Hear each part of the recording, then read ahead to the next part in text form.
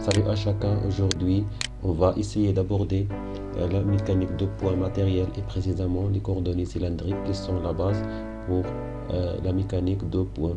Donc on va chercher les composantes de EM et les composantes de V, le vecteur à vitesse et les composantes du vecteur accélération dans la base des coordonnées cylindriques.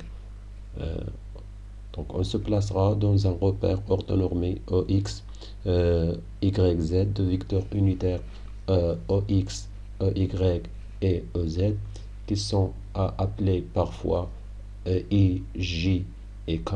Donc pour la base des coordonnées cartésiennes, le point M est localisé par ses coordonnées X, Y et Z et par conséquence le vecteur position dans la base des coordonnées cartésiennes est égal à x fois ex plus y fois y plus z fois ez. Et la norme de em est égale à la racine de x carré plus y carré plus z au carré. Donc pour les coordonnées cylindriques qui sont l'objectif de notre vidéo.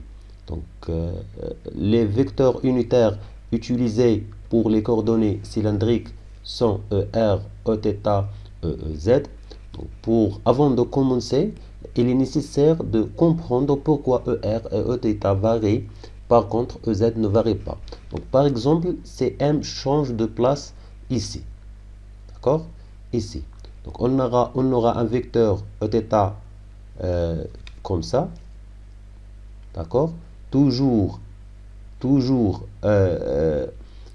tangente au cercle. D'accord? Si nous avons le point ici, donc Eθ sera comme ça. D'accord? Donc Eθ change de direction et de sens. D'accord? Et la même chose pour ER. Si nous avons ER ici, le point M ici, donc ER sera comme ça. D'accord? Et par conséquence, donc ER change aussi le sens et la direction suivant la position du point M dans l'espace. Mais il reste de signaler que la norme de ER et Eθ reste constante. Donc ce qui change dans Eθ et ER dans le temps, c'est le sens et la direction. Donc pour EZ, c'est un vecteur fixe, donc il ne change ni la direction ni le sens dans le temps. D'accord? Donc pour le vecteur position dans les coordonnées cylindriques, donc EM est égal à OH plus EM'.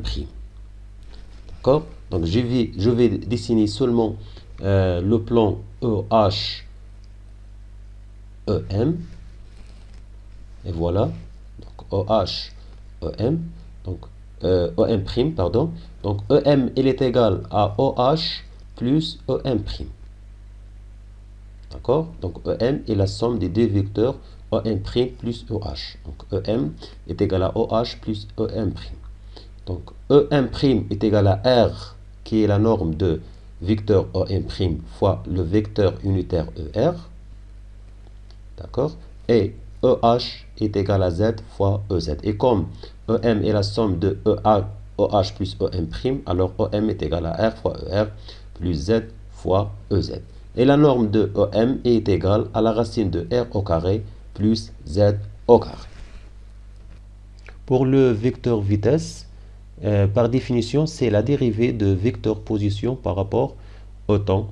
Et donc, la dérivée de R, ER plus Z fois EZ. Donc, la dérivée de R, ER, c'est la dérivée de R par rapport au temps fois ER plus R, la dérivée de ER par rapport au temps, plus la dérivée de Z fois EZ qui est égale à la dérivée de Z par rapport au temps fois EZ, plus Z fois la dérivée de EZ par rapport au temps. Et comme EZ est un vecteur unitaire fixe, alors leur dérivée par rapport au temps est égale à 0. Donc notation. Donc on note la dérivée de R par rapport à T par R point et d de Z la dérivée de z par rapport au temps z point et la dérivée de θ, le coordonnée polaire θ, par rapport au temps par θ point. Et donc V, donc on utilise ces notations pour ne pas charger l'écriture. Donc V est égal à R point fois θ plus R, la dérivée de R par rapport au temps, plus Z point fois EZ.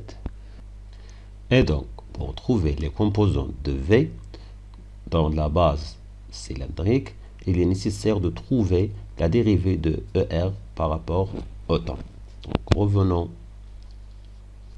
à l'image. Donc,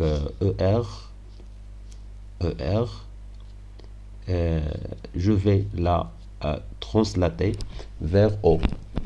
D'accord? Vers O. Donc, ER, elle est collinéaire avec le vecteur EM'. D'accord? Donc, voilà. Voilà ER.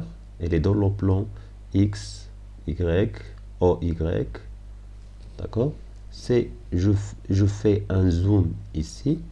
Je vais obtenir l'image suivante. Donc, θ, ici θ, c'est l'angle θ, des coordonnées polaires. Donc, ER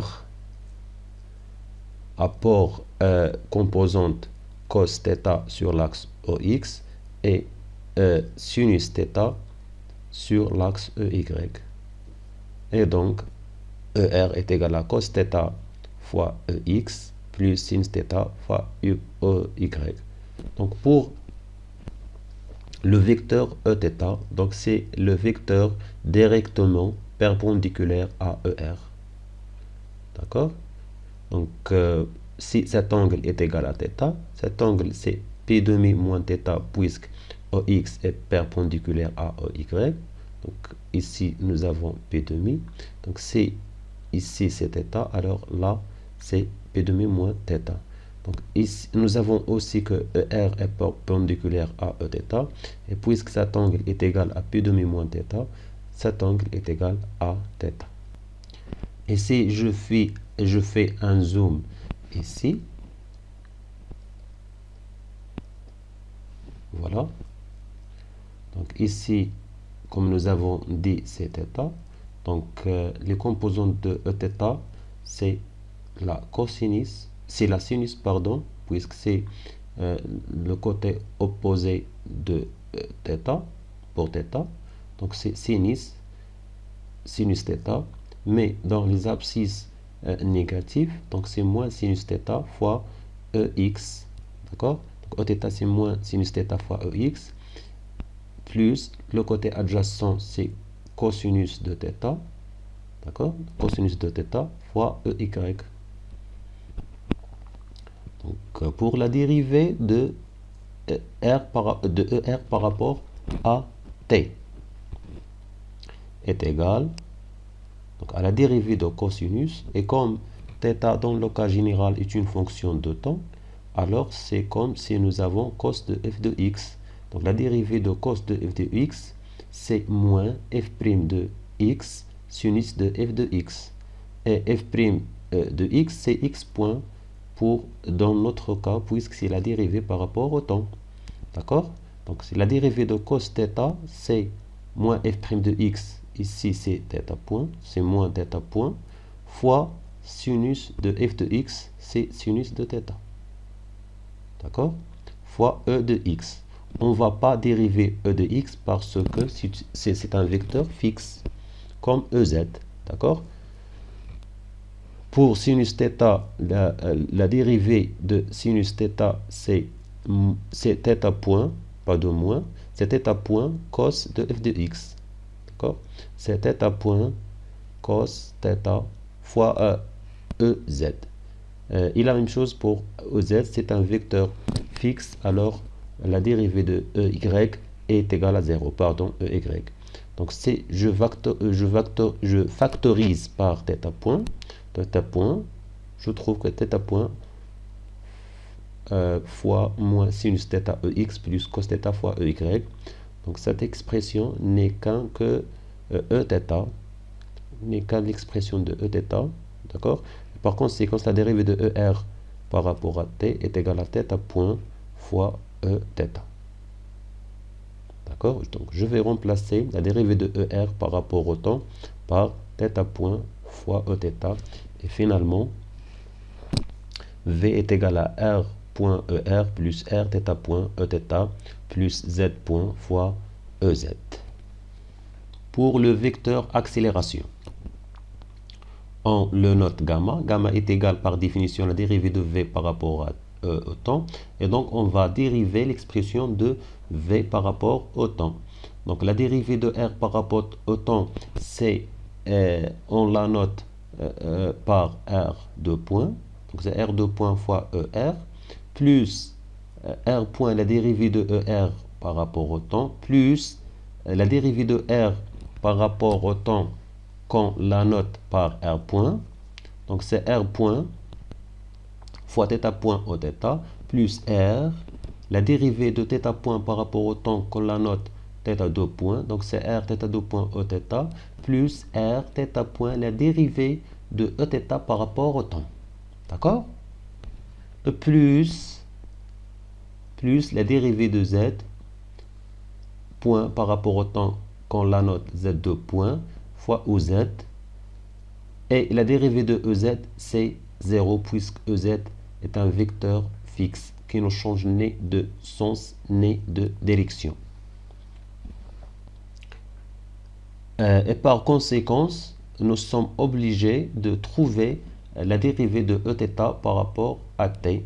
Donc, comme nous vient de voir, Eθ a pour expression moins sin θ Ex plus cos θ fois Ey.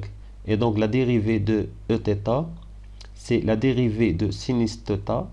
Donc, c'est la dérivée de sinus θ, c'est θ point cos θ. Donc, c'est moins θ point cos θ fois Ex, puisque Ex est un vecteur fixe. Donc, leur dérivée est égale à 0.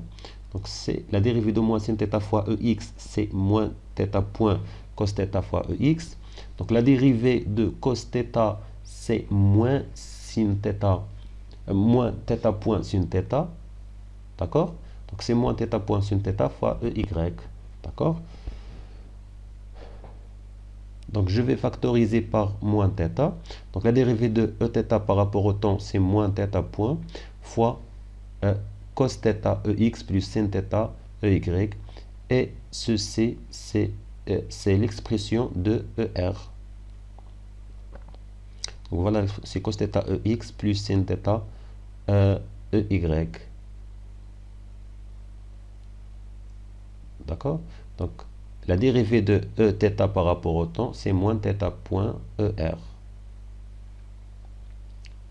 Donc, gamma est égal à R de point ER plus R de point ER plus R. La dérivée de ER par rapport au temps, c'est θ point Eθ. Et donc, c'est R point θ point Eθ plus R point θ point plus R θ2 point Eθ. Et la dérivée de Eθ par rapport au temps, c'est moins θ point ER. Donc, c'est moins R θ point au carré fois ER plus Z2 point fois EZ. Donc, je vais factoriser ici par ER.